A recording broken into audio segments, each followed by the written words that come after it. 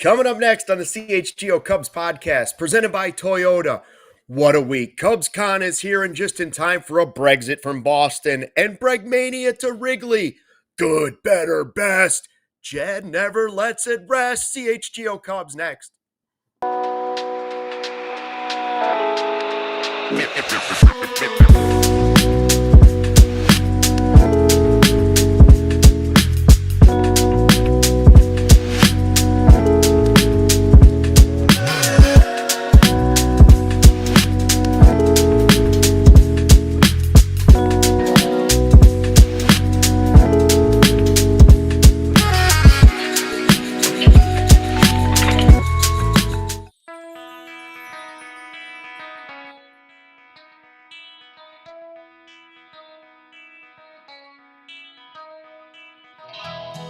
Chicago, what do you say? It's the CHGO Cubs Podcast presented by Toyota. It is Monday. We call it Victory Monday after that weekend and week. Luke Stuckmeyer, Joey Christopoulos, and Justin Roman in for you today to celebrate the Alex Bregman signing and more for your Chicago Cubs. What a weekend, fellas. What a weekend.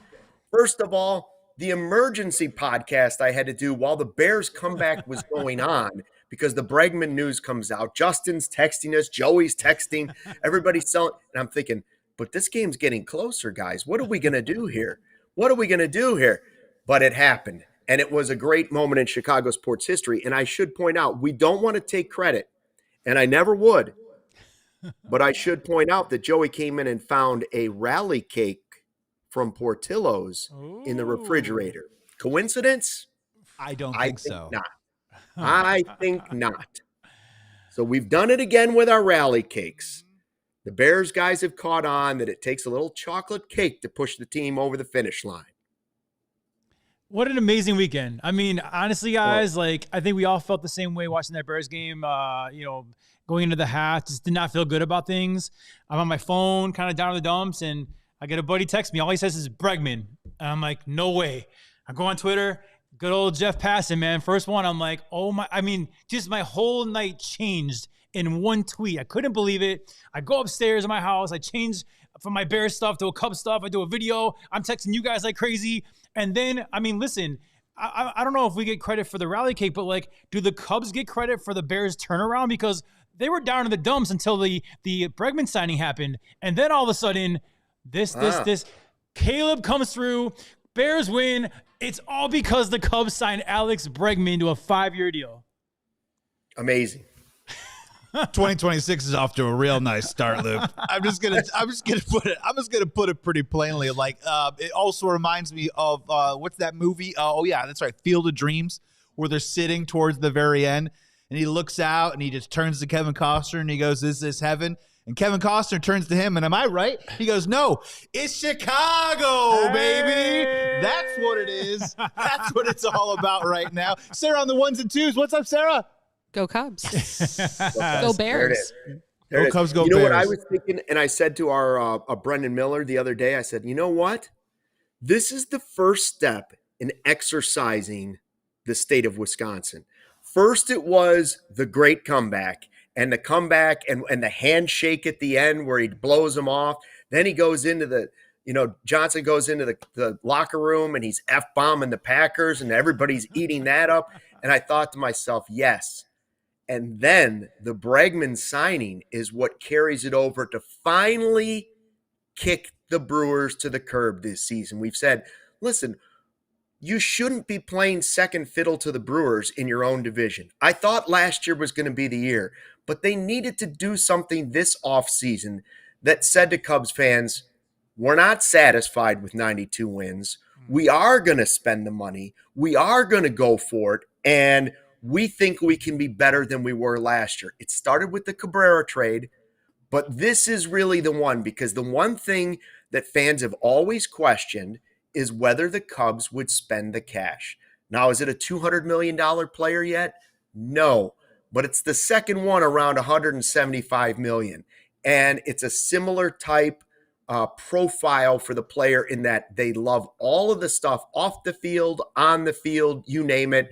And Bregman signals to me that Jed got it done. I said on this podcast that when we did our New Year's resolutions, I said, if Jed can somehow, this was just a week ago, before the trade, I said, if somehow Jed can pull off getting a starting pitcher and a legit position player bat, that I will not question him ever again in 2026. 2026 is his year. And lo and behold, it took him less than a week. He must have been listening to the podcast, and he was like, oh my goodness. Stuckey laid it down on the line. He drew a line in the sand, and I have to meet that before Cubs convention. Jed, congratulations. I will not question you the rest of 2026. I love it. I love it. And honestly, I feel like a lot of people owe Jed, and honestly, Rick gets an apology here. Like, it wasn't about them doing something on December 1st. It wasn't about them doing something by December 20th. It was about them doing something before opening day. And I said that before a lot of these podcasts. It's like there's no deadline here besides opening day. And like you said, look, in 1 week, a big time starter and a big time bat, you know? And I mean, like, but it's all negotiation. It's all back and forth. You know, when you're trading, it's a negotiation.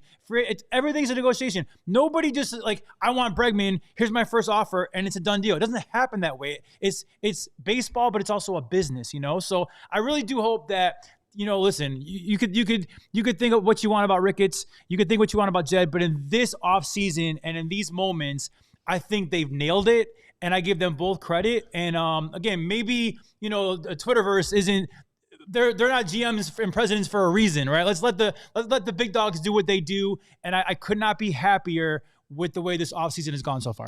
Let's get an early Toyota super chat in here from Shane Newbanks, who says Jed did not want any of the Stuckey smoke. I'm on board with that one. And also, speaking of the chat, yeah, Godfather CHGO, you're the true test today. You're the true test. Yes. I knew if I kept the heat on Ricketts, he eventually would crack. I will lay off for a while, but I will be watching. Yes. Wow. There it is. That's big. Wow. Because I was going to say, if you're still cynical, or even a little bit cynical, Godfather, I was starting to worry it was a bit. But no. Yeah. You were a measured Cubs fan who just was frustrated. Mm-hmm. And here's what I will say, is that the things that were pissing me off about this offseason was simply that when we talk about the Chicago Cubs and we talk about them being interested in, checking in on, engaged in talks with, all I asked for on this show, and I was with you when I did this show, was all I wanted the Chicago Cubs to show was conviction, right?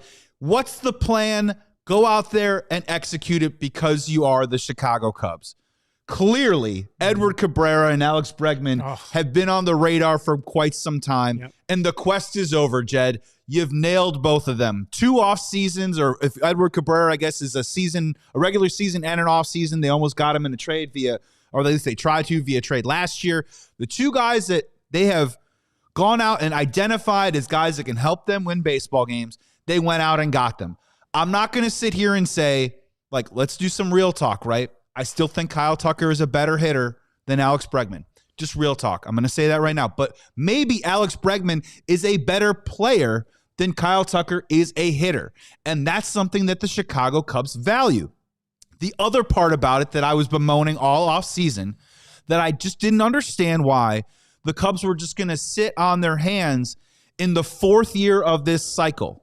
And I've been saying this since 2022. Jed began from Dansby, Swanson on to put together a team that was going to be competitive. I believe Jed thinks about these things in 3 to 4 year cycles. This was the 4th year in a cycle when they just won 92 games and won a division round game. So I was getting frustrated that I was saying, you can't be telling me that they're not going to do anything when they've built it up to this particular place, right? So that has come to fruition, right? The Chicago Cubs, I'm not going to say are super serious, but they're serious enough that's got me really, really, really excited. And now with Bregman in the fold, you can start opening up the possibility of not just, because next year, a lot of money coming off the books. Could be a transition year.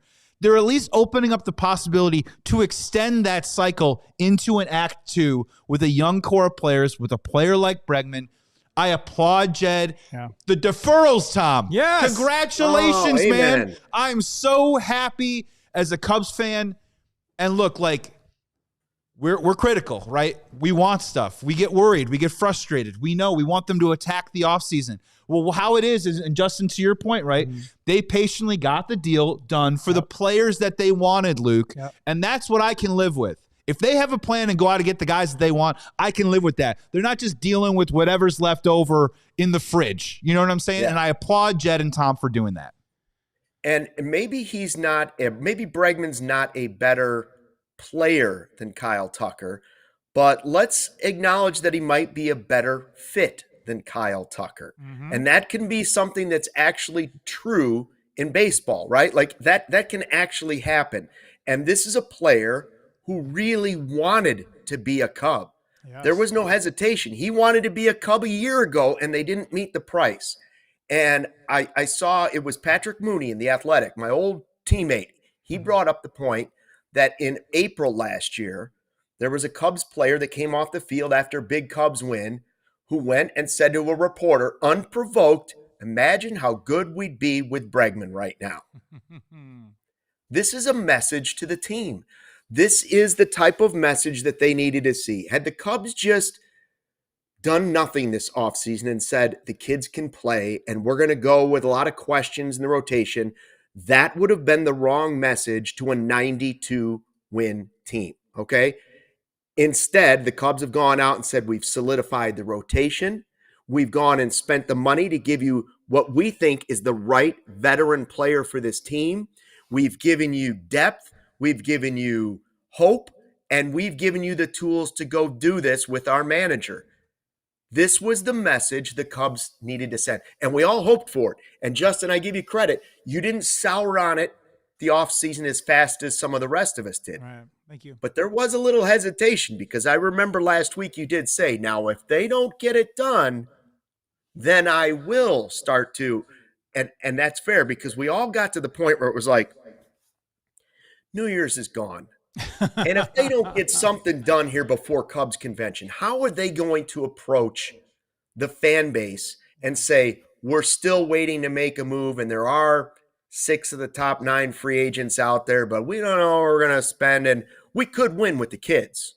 Instead, they got them both done before Cubs convention. And now optimism is just as high for the Bears as it is the Cubs. And it's like a 1-2 punch back and forth. I'm more excited about the Bears. No, I'm more excited about the Cubs. No, I'm more excited about the Bears. No, I'm more excited about the Cubs. That's what this city deserves. Yes. That's what sports fans in Chicago deserve. Not wait till next year, not wait for 5 more years on a rebuild, not wait for the next guy. We deserve to be talking playoffs and exciting teams that have chances to win championships. Totally. We got it.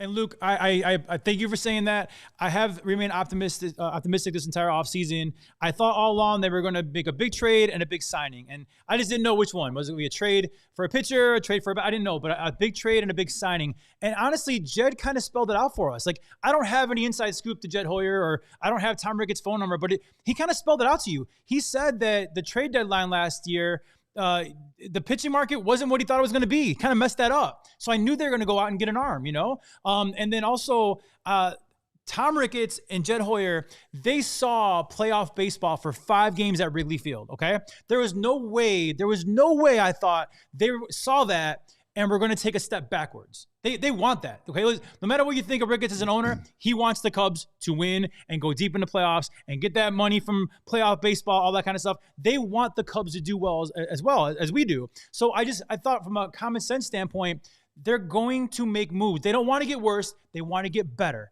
And, I think you hit it on the head when it comes to, like, Joey, you had said that Tucker might be a better hitter than Alex Bregman. But Vince in the chat, I think he nails it. I think that Bregman has the possibility of being a better leader for this team. I think we all saw Kyle Tucker didn't really mess with he was quiet. Didn't really mess with the fans.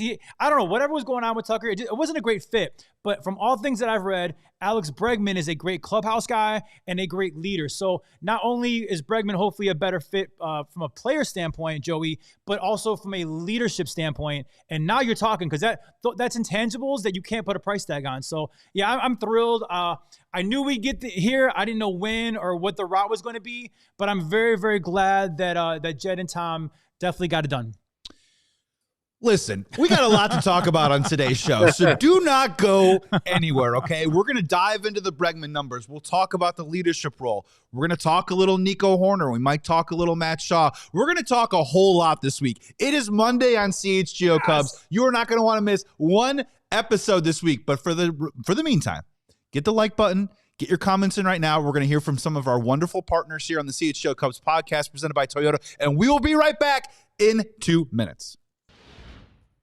Hey, Cubs fans, whatever the moment, never ordinary at Bet365. Did you know that new customers right now get $200 in bonus bets when you bet $5, win or lose? Also, they have this little thing called the early football payout offer, and there's this little team in town that is still in the playoffs. It's the Chicago Bears, and whether it is the Chicago Bears or any playoff team, if you place a bet on a team to go up by 17 points, you are a winner if they go up by that 17-point margin. It's an instant payout on straight bets and parlay selections that are marked as winners. So download the app and use code CHGO365 when you sign up for that offer. You can also double your winnings on parlays with Bet365. 100% parlay boost only when you use code CHGO365. So remember, deposit $10, place a bet for $5. You can get up to $200 in bonus bets if that bet wins or loses on spreads, totals, player props, futures, and more. Whatever the moment, never ordinary at Bet365. Must be 21 plus or older. If you or someone you know has a gambling problem, crisis counseling and referral services can be accessed by calling 1-800-GAMBLER in-app only. What if you could have reliable, intelligent Wi-Fi? And what if you could keep that Wi-Fi at the same price for 5 years? Good news. That's the Xfinity 5-year price guarantee. Imagine Wi-Fi that makes everything in your home work together, that finds and fixes problems before you even know that they're there or notice them, like super intelligent Wi-Fi with a sixth sense. And then it lets you stream the game, even if the whole family is online doing other stuff. All your devices working in perfect harmony for 5 whole years. And here's the best part. No annual contracts, no hidden fees, and Xfinity's best equipment included. Take it from me. A lot can change in 5 years. Championships are won. Records are broken. Dreams grow bigger. But your Wi-Fi, it should be reliable, and the price should stay put. Lock in your price. Unlock the possibilities with Xfinity. Learn more at Xfinity.com. Xfinity, imagine that. Select plans only. Restrictions apply. Welcome back to the CHGO Cubs podcast presented by Toyota. Let's go places. Joey Christopoulos, Justin Roman, Luke Stuckmeyer, perhaps making his triumphant return to the studio tomorrow. And Sarah on the ones and twos, talking all things Bregman here on the Cubs. Luke, I promise we're going to get into the player, but I want to ask you a question that I don't think you got an opportunity to have a take on or perspective on when you did the emergency pod, because it just happened in the moment. But per our conversation before the break, what I love about this is that the Chicago Cubs not only signed a great player, did all this stuff, is that they were in a bidding war with the Boston Red Sox. People are asking the question, why did it happen during the Bears game? How can you do this to us, Cubs? I think it's the Boston Red Sox, man. I think the Boston Red Sox were trying to get a deal. They had a deal on the table. Like, they went back and they said, if you're going to top it, you better top it right now, or Bregman's probably going to re-sign with the Boston Red Sox. And the Chicago Cubs pushed the envelope, got out of their comfort zone maybe, to get the deal done. And how did they get it done for 5 years, $175 million, Luke? With what we're learning is deferrals. Perhaps up to $70 million in deferrals for Alex Bregman, which makes this more of like a 5 for 105 or maybe a 5 for 110, whatever, when the ink dries on all the contract paper. So I just want to get your take on not only them winning the bidding, like not just, Dylan Cease over $200, we're out of it, whoops, on to the next guy, but also something that they've said that they'd never be interested in doing. Deferrals to players. I just want to get your perspective on that, because, again, that is a new form of contract machination in Major League Baseball. There's a couple things I love about this signing. The first is that I know it's a great signing. Even if it doesn't work out, I know it's a great signing because I saw AJ Pierzynski, of all people, say the Cubs are now the favorites in the division, and then, quote, and that's hard for me to say. So when AJ's saying something positive about the Cubs, the next level is if we had Ozzy on here and he was like, what a move, get Bregman. Like, that's it. You know it's a good deal. But the fact that the Cubs went out of their comfort level in more than one way here, they went out with the multiple years beyond having this clean slate in 2027. They went out of their comfort zone in the deferrals. They went out of their comfort zone in hitting over or at 175. They went out of their comfort zone in replacing not full time, but definitely at third base for a while, replacing a player who is under control for 6 more years at like zero money, and replacing him technically with a guy who's going to make $175 million. They're out of their comfort zone. And if you want my conspiracy theory on how this went down, Joey, you ready for this, Joey and Justin? Now, remember, a couple years ago, you guys might not have been paying attention, but I said that the Cubs would bring back Cody Bellinger on the 24th hour of the 24th day because he wears number 24. Okay. And I was looked at as if I was crazy. And I said, no. If you know you're bringing somebody back and you can do it, somebody's agent says to you, you know what, it'd be kind of cool to do it on the 24th. What do you think? And he said, throw it in on the 24th hour. That's the kind of ridiculous stuff that happens behind the scenes. What if this was so close to the finish line that the Cubs were sitting there in the first half of that Bears game and they said, we got a chance to steal the spotlight. We got a chance to take winter into spring and get everybody fired up. They'll feel so down about this Bears game at 21-3 that we announce this bad boy right now. We lock it up, get it announced in the second half, and everybody will forget that Bears game. And they'll look at us as the heroes from the north side. Yeah. And it didn't quite play out that way, but we're just as happy. Wasn't it a 12-point deficit at the time? Wasn't it 21-9 when it happened? That's when they announced it, but I'm saying, what if the deal wasn't even done until they start doing the game, and then they're like, we got to close this sucker. It's 21-3. What's the one thing in common between Cody Bellinger and Alex Bregman? Scott Boras. Manipulating the whole thing, the narratives in the news league. The guy that loves to play those type of games. He was probably like, you should do this now. The Bears are down 21-3. Steal the spotlight. Well, I think we can all agree that the Cubs saved the Bears season, and so did Alex Bregman. So I'm very happy about that. But also I want to say too that, with the Bregman thing, like the podcast we were on, we were talking about like New Year's resolutions and everything that you referred to earlier, Luke, is that I talked about how I hated the opt-outs. I hated I want to fall in love with the player. Well, look what happened here. Like literally, and actually I used Bregman as an example. I hated the fact that we had this whole thing, song and dance about Bregman last year, and then he didn't sign. He signs a 4-year deal with Boston. Oh, but just kidding. There's an opt-out. Well, look what happened this time around. There are no opt-outs. And then Bregman himself wanted a no-trade clause. He wanted to be here. It's like everything that I wanted in one offseason and in one deal. It's like we get to fall in love with the player.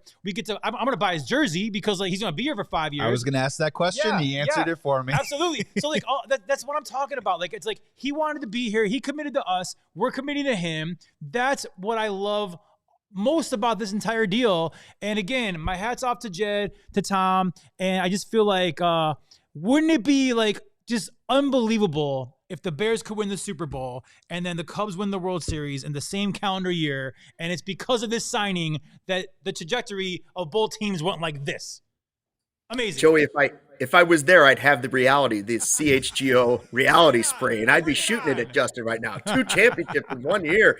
Let's not get out of hand. Hey, you know what we should do? We should make this our Taking the Temp segment. Your trusted local experts, 4 Seasons, heating, air conditioning, plumbing, and electric. Visit 4seasonsheatingcooling.com for all their special offers and money-saving coupons. That's 4seasonsheatingcooling.com. So now that's just crazy hot talking right there. If you take the temp, double championships is a little wild. I do love what you're saying, Justin, about the fact that the player wanted to be here. Another thing that I love that gets me warm and fuzzy is that it's different.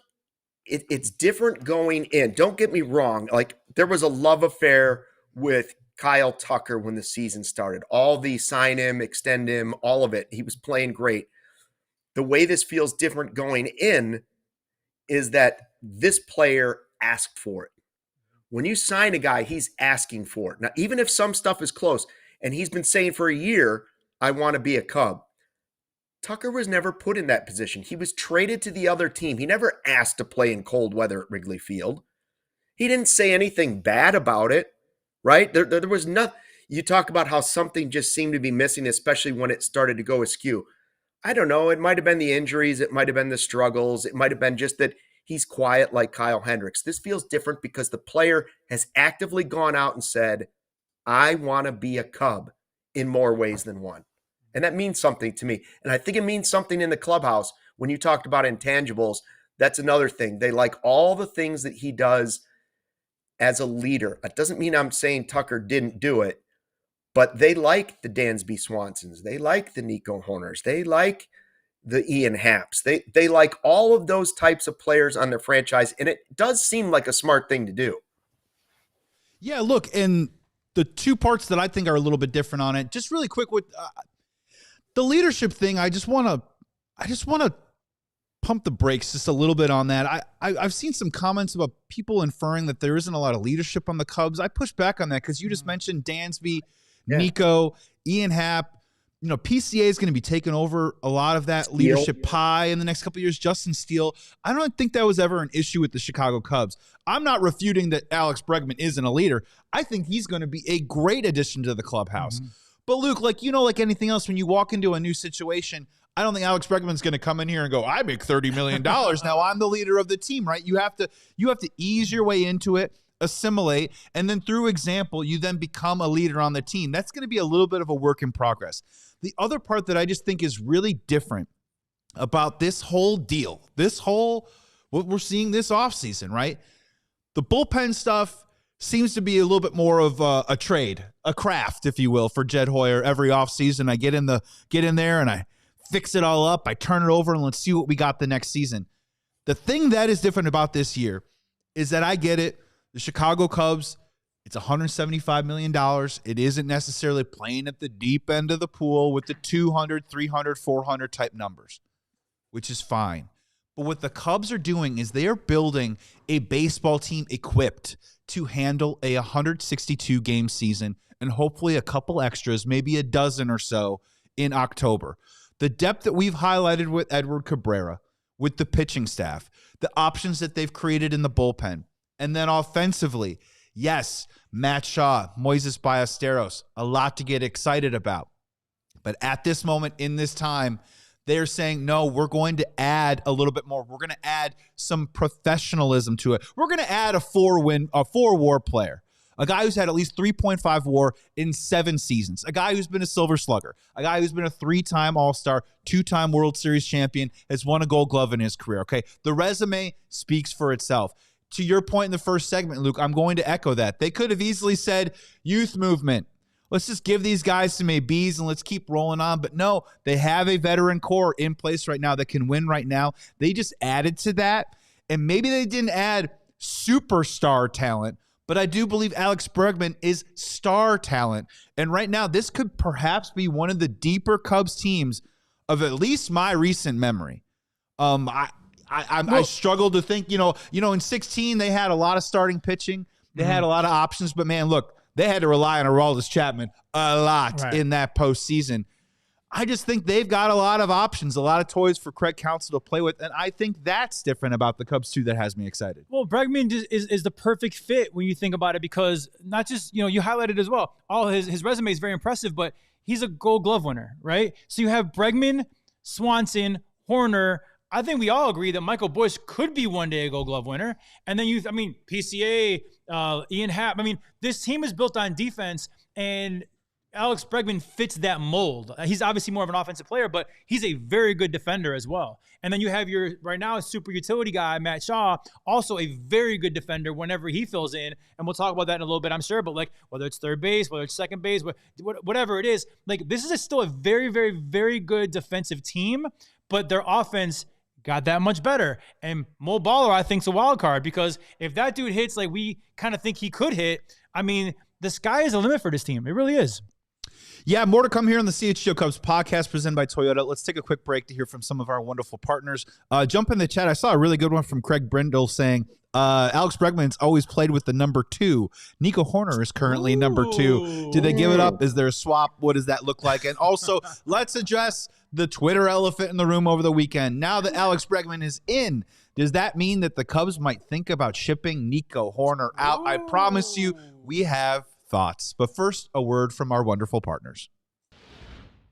Hey, Cubs fans, here at CHGO Cubs, we got a lot of emergency pods. We're on the go, and what better than my chocolate peanut butter flavored Huel drink on the go. That's right. It is a meal in a bottle. It's got a high protein starter kit, and they also have the Black Edition RTD and Black Edition powder right now. And here's the bottom line, right? We all want to strengthen and have some goals in 2026, all right? I'm here to get into some shape. And you can get protein into your diet, but sometimes it's the wrong kind of protein. Enter Huel right here, because gym days, busy days, the days that you crush it, the days that you don't, Huel is there for you all throughout the day. Do you ever finish a workout and realize, oh man, I haven't eaten a thing, and you got that weird feeling in your stomach? Huel up right away on the drive home so you can get that back into your body so you can start making some gains in 2026. Look, there's other days I wake up and sometimes I only have carbs.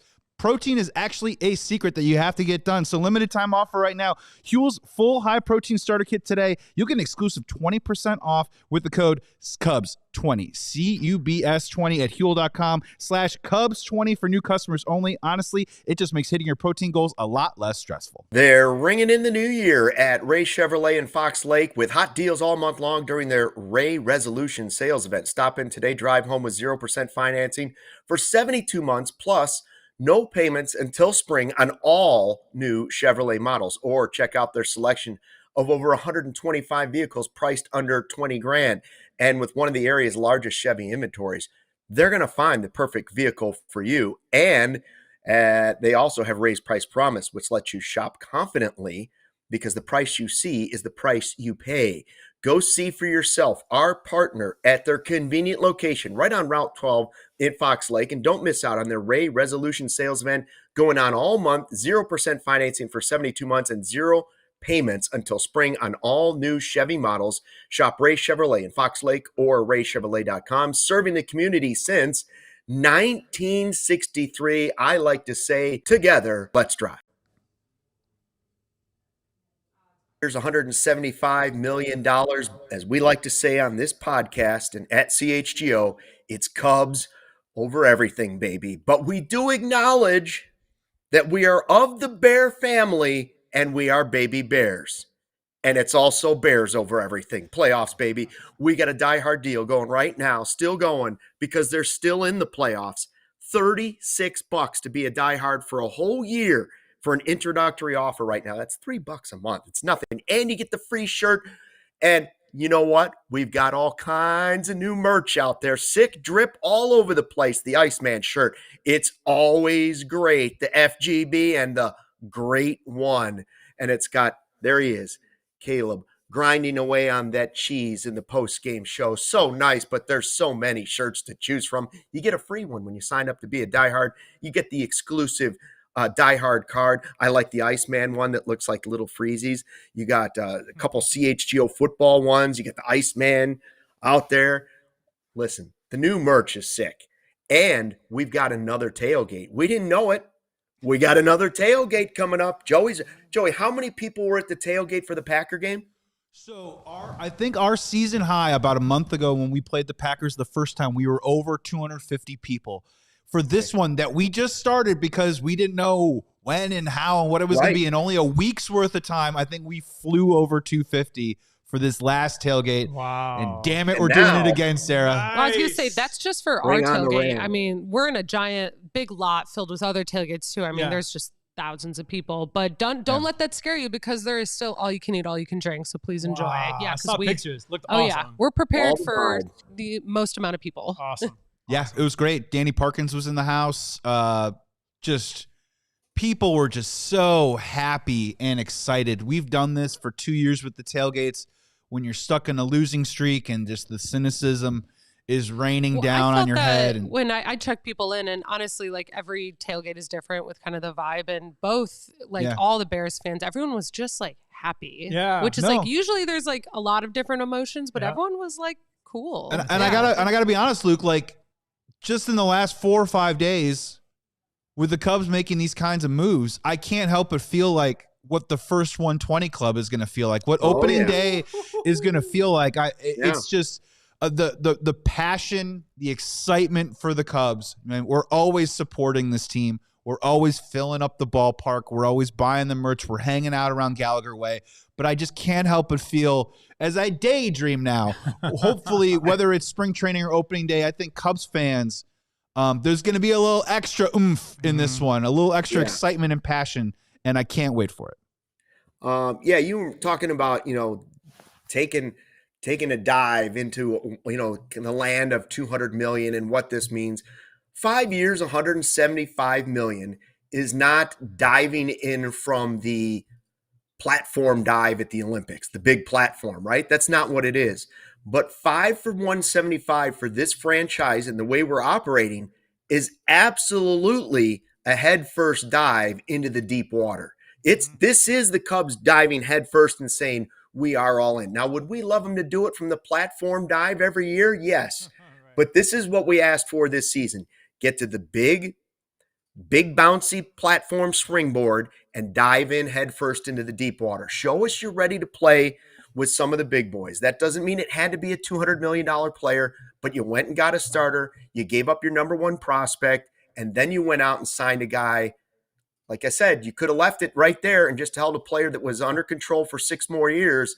And instead you went 5 for 175 with a veteran player. And Justin, you were talking about the defense. I feel like they already had the defense part of it, like Shaw. If Shaw showed me one thing that I believe in last season, it's his defense. He could play third base. I also believe he could play short and second, which leads us to the next thing. Like, now where does the team go moving forward? Right? We have Nico on the final year of a deal. And I would suggest to you that if there is a player on the team that the Cubs want to say, this is what we want in a player, that Nico is that guy. He is the example of this is the type of player we want. He is our homegrown guy. He is a hard worker. He does everything that we ask him to do well, because we don't ask him to hit home runs. We ask him to be this player on this team. And as for Dansby Swanson, when we're talking about, hey, there's maybe a crowded infield, for me, this is where, and we talked about this off air a little bit, this is where Dansby is supposed to be. For all the people that make Dansby a polarizing player on the Cubs because of the contract and the money, and they all wanted him to be the star player. Dansby is not the star player. He is a great defensive player who looks pretty good if you put him at the bottom of the lineup on a team that has some other big hitters. It's why at times last year in the first half of the season, you were like, oh, I don't mind Dansby down at the bottom of that order. That's better than most teams are putting down there. And so he can go up back to a more comfortable position in the lineup because there's not this big gaping hole left by Kyle Tucker anymore. You now have Bregman's bat to move in, and you have some other ways to move this around. And I think it means that Seiya is your right fielder. But the team has, as Joey said, incredible flexibility. But I think better than they've had in so many years, and that includes flexibility to see what happens this season. So I know we're going to talk about Nico and Shaw, but I want you to think about another guy too in flexibility. Alcantara is the outfielder they didn't give up. So if you pencil him in as your fourth outfielder right now and say he's on this team, he's going to be our fourth outfielder. He's better defensively than Seiya is.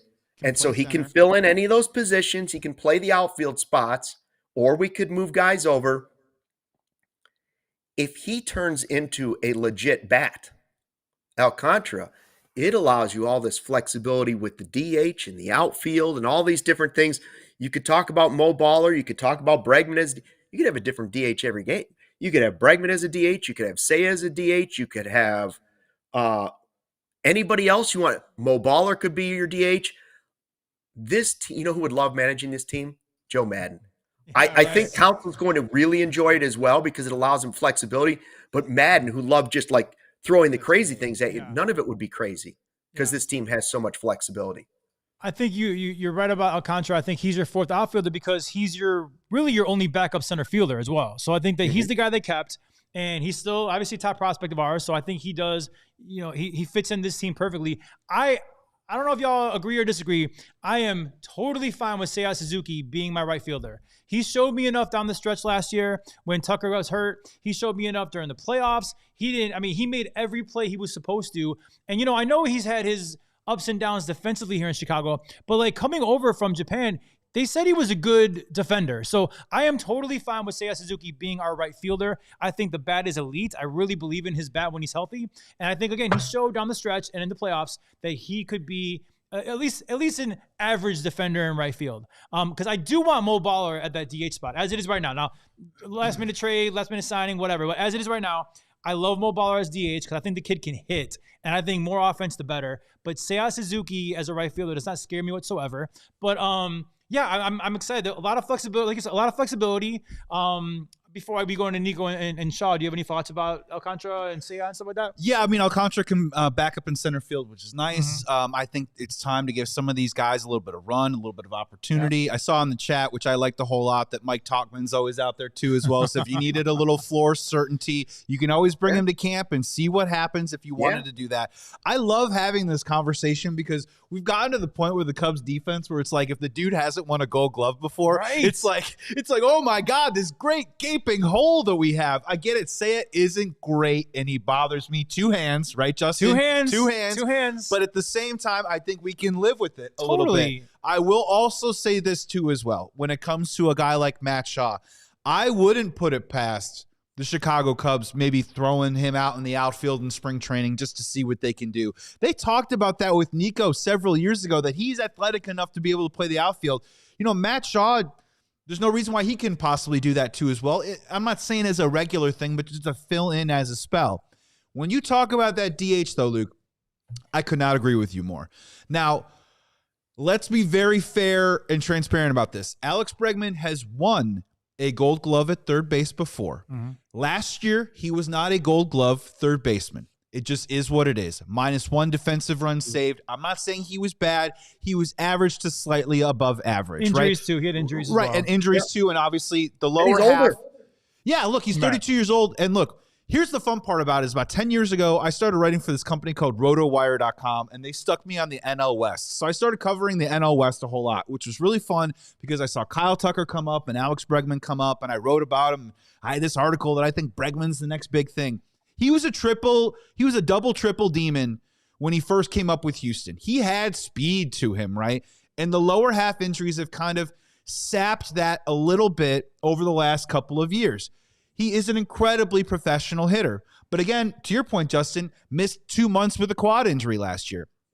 I want to keep Matt Shaw in the fold at third base because he's a Gold Glove finalist, right? I think you can easily get Bregman off of his feet and get him out there at DH for a couple of days. I think you could slide Seiya Suzuki into the DH, and maybe you're fitting Shaw or Alcantara or somebody else out there every once in a while. There's so many different ways to do this to try and keep people fresh. Again, I'll say it on the show. I love that Dansby wants to play 162. Is it in Dansby's best interest to play 162? Nico can slide over there to short. Matt Shaw can play a little second. To your point, that's such a great one. Joe Madden, I think, would love this offensive roster right now. And maybe Mo Baller behind the plate. There's so many different ways, and hopefully we'll have a stat halfway through the year of the Cubs have deployed all these different kinds of lineup position player-wise, because I think that's what's going to get it done at the end of the day. So I want to keep this going. To the Nico Hoerner thing, I want to keep Nico Hoerner, right? Like, I think that should be a mandate to keep him. Live with the embarrassment of riches.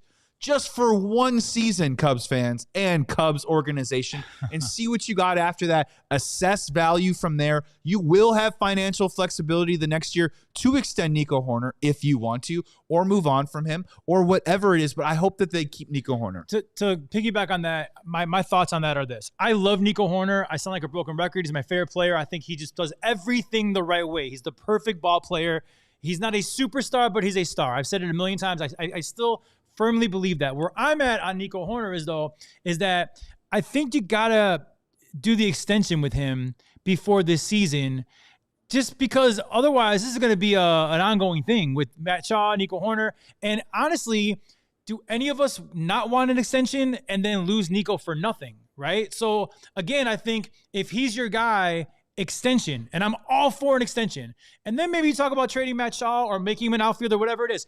But if you're not going to extend Nico Hoerner, I think you do got to at least field phone calls about what Nico Hoerner is worth, because you do have Matt Shaw that can slide into his natural position of second base in case you do trade him for the right haul. That's my opinion about it all. Yeah, but Luke, just really quick, Luke, on that though, like they're under the luxury tax right now. Mm-hmm. That's music to Tom's ears. If they want to extend him right now, they will fly over the luxury tax. They have to have some sort of version of communication with Nico right now saying, hey man, look, we only have $60-70 million committed to players next year. We want to keep this conversation going. I understand what you're saying. It's just like, but it's the tax at that point. At that point, then they'd fly over the tax. They'd be paying money on top of the Nico deal. I would just hope that they could just hang tight. And if I get it, it's a walk here. He doesn't feel great as the player, but I think the Cubs could have a good faith conversation with Nico that they could discuss it at the end of next year. Yeah, Nico may look at it too, even himself, and say, listen, if I can market myself as a shortstop in a year, which I should be able to do, I could be looking at serious money, whether I want to stay in Chicago, but I also could play the money card if I want, and I can market myself as a shortstop, and I would be worth a lot of money. I don't think they need to extend him. I wouldn't hate it if they did. I would rather see the money go towards the bullpen and different things. This deal, you could put so many one-word labels on what this Bregman deal means moving forward for the Cubs. Number one, I could think of serious. It means the Cubs are serious, right? All of those things. But if there's two words that cross my mind, one is the flexibility, right, and depth. Flexibility / depth, whatever you want to say. Imagine what happened last year if Shaw was your starting third baseman and you got first half Shaw when the season starts, or playoff Shaw, or injured Shaw. What is your backup plan at third base? You have that answer now. One way or another, if Bregman is older and he's 32 and he gets injured, you've got an answer at third base. You got a backup plan at third base. You got a backup plan at short. You got a backup plan at second. You got a backup plan in the outfield. They have backup plans. But the one thing that really comes to mind is the word certainty. And people wanted to say that, when you talk about depth, certainty is the real answer to what they've gotten. We have a lot of places on this team where things could end up just like last year, exceeding projections, and the Cubs could come out looking like roses, smelling like roses, right? Well, there's also some things where you look at it and say there's injury history here. He's pitched more than he has before here. This guy, what if he doesn't play like that? What if he plays like second half PCA, not first half PCA? What if this happens at catcher and we don't get Kelly that we had last year? What happens? You can say it all over the team. There's uncertainty. Alex Bregman gives you great certainty at third base. It gives you a leader.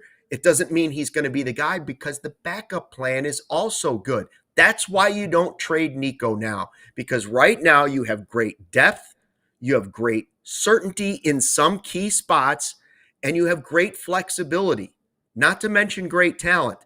You don't go out and make a signing like Alex Bregman just to go trade the most valuable player as you see the perfect player on your team. He doesn't hit the home runs, but you've said that's the ball player. But like, you don't go trade that guy because he's in the last year of your deal just for saving a few bucks. It's the wrong move.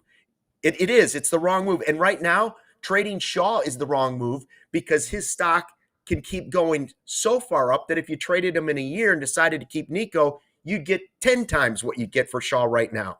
And that's the thing, Luke, is that I get all this, like the trade and the Yankees are calling and all this stuff. It's like, what are you trading Nico for? That's what I'm not also really hearing. That's even making me scratch my head and go, oh, hold on a second. Should we really think this through? Like, what exactly would the return be other than the obvious of, well, the playing time or the money? The money isn't my problem, and to this point, they are under the luxury tax. So good on Jed for doing that. They can literally keep both players on the team right now. And in terms of performance right now, I would bang the table that I think that you can get 400 plus at bats from Matt Shaw and still get a guy like Nico Hoerner, who is almost one of only 6 hitters that hit 300 last year, that has a very, very unique skill and is never overmatched in at bat. And Sarah, here we go. I'm going to do it. Can I get a one shot, Sarah? I get a one shot. I got to talk to the crowd just really, really quickly here. The CHGO Cubs chat. Get me off the screen, just Joey. No. This is the first. This is the first of many first of many PSAs that we're starting. It's campaign day 1 of Hi Chicago Cubs. Hi Jed. Congratulations, you've done a wonderful job. Do not trade Nico Hoerner. If you're watching this right now in the chat or you're watching this on YouTube, go to CHGO_Cubs and send us your video simply saying, do not trade Nico Hoerner. If it's going to take Cubs fans in mass of us all getting together and saying, do not trade Nico Hoerner, this is what it's going to take. We will play it on the show and we will run it on socials. So join the campaign. It is day 1. We will say it every single day until we get to spring training and he stays on the team, because Luke, you are 1,000% right. You have just put yourself in this position where you have all this backup, all this depth. Now let's see it play out. Do not extract from it in this very moment right now. You're already there. Let's see how it rolls, and do it with one of the heart and soul players on this team. Jake Flanagan, do not trade Nico Hoerner. Do not trade Nico Hoerner. Almost got it. We'll go back to the wide shot now, but day 1 of my campaign, I approve of this message. Do not trade Nico Hoerner. CHGO _Cubs if you agree with me. No, Justin, you know what we love in this city? We love movies that are shot in Chicago, right? Blues Brothers. I think of Ferris Bueller's. Now, this shirt wouldn't last long enough for CHGO to probably make this shirt. So I'm going to give this one to our guy, Joe Johnson, over at Obvious Shirts. Yes. What is it? Save Nico. Instead of Save Ferris, the Save Nico shirt. Nico, I love it. Many of them at the can at Cubs Convention. We could sell those babies at Cubs Convention this weekend. They would go out of style. The Save Nico t-shirt. And we're talking about Matt Shaw finding at bats. Joey, I think you're right. Matt Shaw can still get about 400 at bats.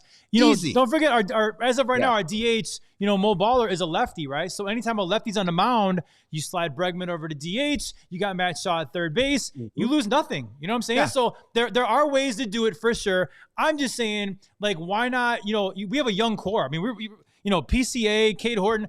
I still consider Nico young, where I really would love to have a Nico Hoerner extension, and then all this talk goes away, period. So I get what you guys are saying. I just feel like, man, Nico's their guy. Why not give him that extension? And then now you can really, maybe Matt Shaw becomes an outfielder, because now you have these guys and ultimate flexibility. But listen, I love Nico Hoerner. I'm just saying, if the phone rings, I am picking it up, because he is a free agent after next year, and I want what's best for the Cubs, not the name on the back. That's what I'm saying. I pick up, but I go, I can hear you right now. Your prize. I think it's a order connection. I think it's back connection. Real quick, Alex Bregman versus lefties last year hit 314 career, 291 versus left-handed pitching. So get used to it. Bregman maybe in the DH. You can easily play Matt Shaw at third base. He can take advantage of those lefty matchups too as well. Yep. I didn't see who it was. I'll be honest with you. I've been looking through a lot of tweets, and, all the New York people are sure it's going to happen. We've seen the biggest names of the biggest names now saying what we're saying. There's a surplus of infielders on the Cubs, but not one that they can't use. And I've seen the great John Morosi, friend of the show, Jeff Pass, and they've all said, hey, just heads up the Cubs, and we know that the Yankees are calling. Okay. But then I saw somebody that I didn't recognize the name. I don't know if it was a Yankees reporter or just a Yankees fan, and they were like, within 1 week, Nico Hoerner will be traded to the New York Yankees. Market. And my response to that is, great. Aaron Judge is going to look good in a Cubs uniform. No, I don't know what the trade would have to be. I don't know how you would justify that trade, at least at this moment, because you can let the season. You'd have to be blown away. I agree. You listen, because Nico's not an untradeable, right? But it would have to be such a package that you just be like, why are the Yankees doing this right now? Why would they do this for Nico Hoerner right? It's different if you're saying, I would do this to get Juan Soto, or I would do it for – Nico has tremendous value still to the Cubs. So who are they really going to give back? And if you got to the trade deadline and Matt Shaw's got 25 home runs and has shown you can be Nico Hoerner at second base, okay, then I feel a little bit different about trying to restock it and some teams desperate for Nico. But why wouldn't you play out at least to the trade deadline before you decide what to do? Good problems to have. Yeah. That's what I want as a Cubs fan. And I'm sorry, look, Jason Dominguez, all of a sudden, we're going to play that corner outfield spot over the next 2 or 3 years and see if he's a guy. I get it. The Yankees have done a lot. Yankees fans have done a lot of talk this offseason, and their organization has done nothing. We were almost in that boat. We are currently not, but Justin. We're not. We are not, because they went out with conviction and got a starting pitcher that they like. They got the Bregman guy that they want. Yep. And now, all of a sudden, now it's the Yankees now spitballing here. Well, maybe if we can bring in this guy, and you know what I mean? And don't forget, the Cubs also redid their bullpen. I mean, before we got Cabrera, before we got Bregman, they revamped their entire bullpen, too. It's been a great offseason. Now, Luke, I'm going to call you out a little bit here because our guy Steve over there says, guys, just be patient. Jed does things one by one. Yeah. He will get the right move. Just wait and see. And to your point earlier, because your resolution – That's right. In Jed, we trust. That's right. Even in Jed, we trust. That's where I'm at. They have a whole plan.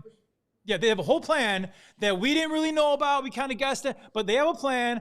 I am giving the faith to Jed Hoyer to execute his plan, and I'm on board. So listen, if Nico Hoerner is my starting second baseman, not just this year, but for years to come, I'm thrilled. If there's some crazy trade involving Matt Shaw or Nico Hoerner, and it makes us that much better, I'm going to trust Jed. So, but Steve's right. It is one by one. Let's trust Jed and see what happens. The only thing about this with the trusting Jed thing is that we've been talking about these two moves for about a year and a half now. And it's like the movie Maverick. Is this movie ever going to come out? And the movie finally did come out. That's the only difference. Like, we've known about these two moves for a while, but just getting there, right? And what do we always say on this show, Luke, about Tom Petty? The waiting is the hardest. Stop. No, we're going to get sued. Singers. Stop Wow. it. We're getting sued. I thought I was a musician on this team. I guess not. Oh, you guys you don't can know. sing. You don't know. Like Pavarotti. Good problems to have, We're the jump jokers over here. The jump jokers. I love that. as an opener. When I used to cover Greg Popovich, I always admired that when he would stand for the national anthem, as a former military guy, he stood with his feet. You know, when you see somebody in the military, the feet are next to each other. There's no curve in the back. He stood there and he stared at the flag, right? That's how I will approach Jed on Friday at Cubs convention. I will just stand there at attention, not doubting him for now. Hello, leader. Hello. Sir. Attention, not sir. Just now. The whole year, you said. The whole year. Well, you're right. I did say the whole year. And the trade deadline might be difficult. It might. Just give him 1 year. Give him 1 year because he's this offseason. I will not doubt him in 2026. Yep. This offseason he's shown that he knows what's going on, and Ricketts has shown that he will spend this offseason. So both those guys, by me, they get an A+, man. We're good. Yes. Yeah. Steve in the chat gave his support. Yeah, the Godfather is even on board. That's a good thing. That was the thing really quick, because I was like, is Godfather going to keep doing the bit and the bit that he always does, or is he going to come correct and at least admit today that they did a couple of things here that fly in the face of that cynicism, and Godfather today pulled that cynicism out of the freezer and put it in the sun for a little bit, right? I love it. And melted just a little bit. So did AJ Pierzynski. Yeah. Credit to them. Yeah. Credit to them. It's good to be a Cubs fan, isn't it? I mean, like today, this weekend, like we're in a good spot right now, boys. Like enjoy this because we all know way too well, even recent bias, that is not always this good of a feeling. So this is a really good weekend and a really good start to our, spring training. And we got about a minute to go, Luke. But Pat Jumer in the chat saying something very honest. Toyota Super Chat. Why no love for Carter Hawkins? Well, Luke, he did just get a player for the 2032 Cubs because isn't that line up with Bregman on the contract? Point. I don't think so. 31 Cubs. That'd be 31. Oh, we're 1 year short. Carter, he's disappointed. Don't let the math get in the way of a good story, Justin. Sorry, my bad. You're right. 32 Cubs. We're good. Bregman signed. That's it. Tomorrow, Joey, we got to do. We didn't get to. We want everybody to think about it in the chat. This offseason, who's the good, who's the better, who's the best, and what's the never let it rest of what the Cubs have done this offseason. Yeah, and I got a ton of nerd stats on Bregman for tomorrow, ton of nerd stuff on Edward Cabrera. Like, who is, like, tomorrow, I know we're excited about emotionally with Alex Bregman. Let's get into, like, who is Alex Bregman as a player? What is he bringing to the Cubs? Where is he maybe going to hit in the lineup? We could play that out for a segment. Where do you see him fitting in? So a lot of that stuff we can start diving into starting tomorrow. But today was just a day of excitement, bewilderment, and dude, let's go, man. Cubs over everything, dude. Take us home, Joey. Take us home for this podcast. All right, here we go. Thanks so much for tuning in to the CHGO Cubs Podcast presented by Toyota. Let's go places. Shout out to Sarah, always on the ones and twos. Shout out to my man, Justin Roman, who's coming back tomorrow. Yes. We're getting a double dip. Let's play 2 with Justin Roman and maybe the triumphant return of one Luke Stuckmeyer. Do not trade Nico Hoerner. Thank you so much for tuning in. And as Luke always says, especially today, fly the W. See you tomorrow. We all silly like a man.